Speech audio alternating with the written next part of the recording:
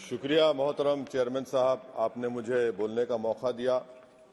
मैं Jammu Kashmir reservation amendment bill और Jammu Kashmir reorganisation amendment bill की मुखालिफत में खड़ा हूं सर। ये दोनों बिल हमारे आइन के खिलाफ हैं और दूसरा जो बिल है sir Jammu Kashmir reorganisation amendment bill, ये न सिर्फ हमारे आइन के खिलाफ है बल्कि रिप्रेजेंटेशन ऑफ पीपल एक्ट 1952 के भी खिलाफ है।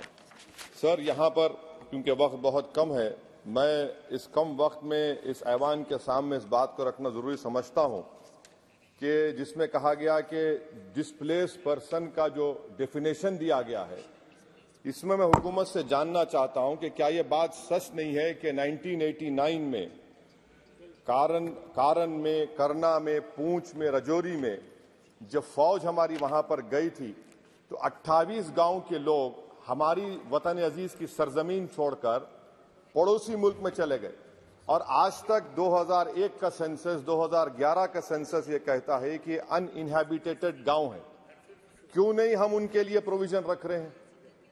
और इसके रखना जरूरी है। और जितने वहां पर गए हैं ये मुजफ्फराबाद में रहते हैं, 40,000 के करीब, जिसमें सिर्फ 3% कश्मीरी हैं, बाकी सब गुज्जर और पहाड़ी हैं। इन्होंने हमारी फौज को जमीन दी और आप उनको भूल रहे हैं और सिर्फ उन्हीं लोगों के लिए प्रोविजन रख रहे हैं जो इनको आप नजरअंदाज कर रहे हैं।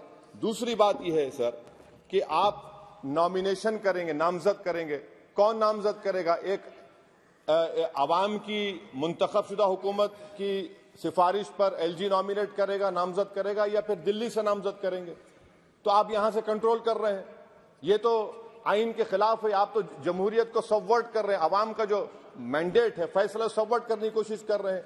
और तीसरी बात सर, मैं ये जानना चाह रहा हूं कि आखिर क्या वजह है कि आप ये रिजर्वेशन क्यों करना चाह रहे हैं कश्मीरी पंडित के लिए? नाम तो लीजिए कश्मीरी पंडित का आप।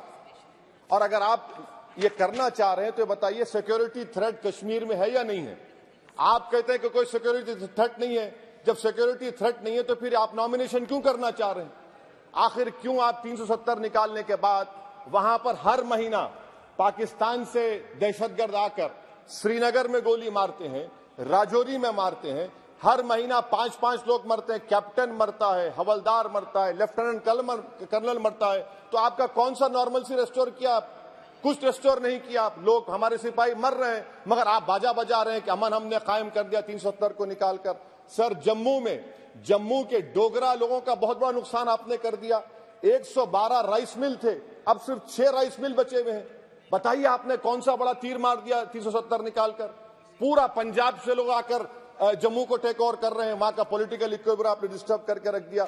चेंबर ऑफ कॉमर्स के रोज लोग रहे, सेक्रेटेरिएट आप मुंतकिल करते थे अभी विंटर में, पूरा जम्मू की इंडस्ट्री को आपने बर्बाद कर दिया, पूरे होटल खाली हैं।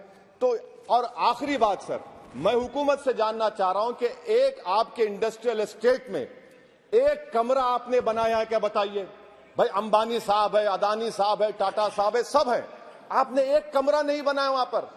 एमओयूज तो करोड़ों रुपया के हो गए। आपने ख्वाब तो इतने दिखाए मगर वो बेचारे वो ख्वाब तो पूरे नहीं होते कश्मीर के लोगों के लिए।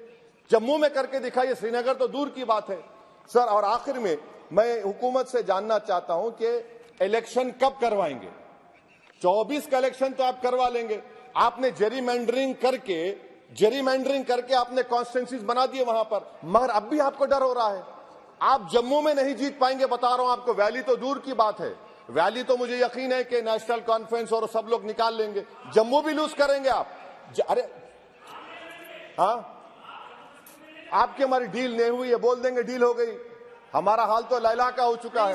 हम नहीं गए सर, हम नहीं गए भी तो आप लोग मध्य प्रदेश जीत गए। कैसा जीतिए मेरे बगैर आप मध्य प्रदेश? सर मैं कंक्लूड कर रहा हूं। मैं कंक्लूड कर रहा हूं सर। मैं कंक्लूड कर रहा सर। ये खामखा निशिकांत को आदत है छेड़खानी करने की। अब जवाब मिल गया उनको। तो सर मैं हुकूमत से जानना चाह रहा हूं कि आप असेंबली के इंतखाबात कब करवाएंगे और आप क्यों लद्दाख में उनको सेफ्टी दे रहे हैं? आपने 370 निकाला क्यों?